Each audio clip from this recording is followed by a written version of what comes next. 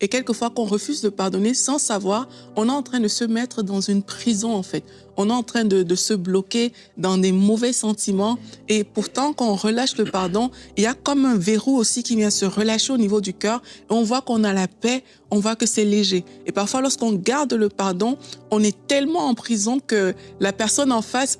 J'ai assisté à une scène une fois d'une femme qui était offensée vis-à-vis de mes parents. C'était même pas, moi je n'ai rien fait, je savais même pas ce qui se passait, mais elle m'avait vue, elle a traversé la route. Genre, elle veut pas me parler, elle veut rien avoir à faire avec moi.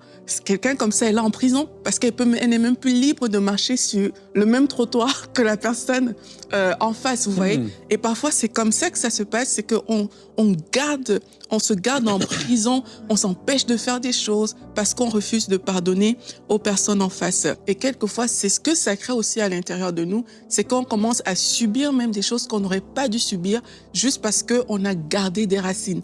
Et comme j'ai dit, il y a beaucoup de gens qui ont été libérés même d'esprits méchants juste en relâchant le pardon. Donc aujourd'hui, on vous encourage à le relâcher.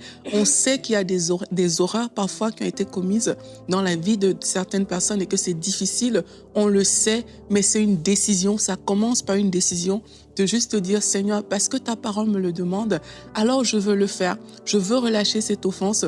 Parfois, il y a aussi des toutes petites offenses qui ne doivent pas tenir vraiment dans votre vie. On vous encourage aussi à les relâcher et à faire confiance à Dieu parce que dès l'instant où on choisit de relâcher, eh bien, le Seigneur peut travailler dans notre cœur. Il peut guérir cette blessure. Il peut ouvrir le cœur pour aimer à nouveau, pour différentes choses. Donc, ne fermons pas notre cœur et entrons en 2025 avec un cœur libre de tout.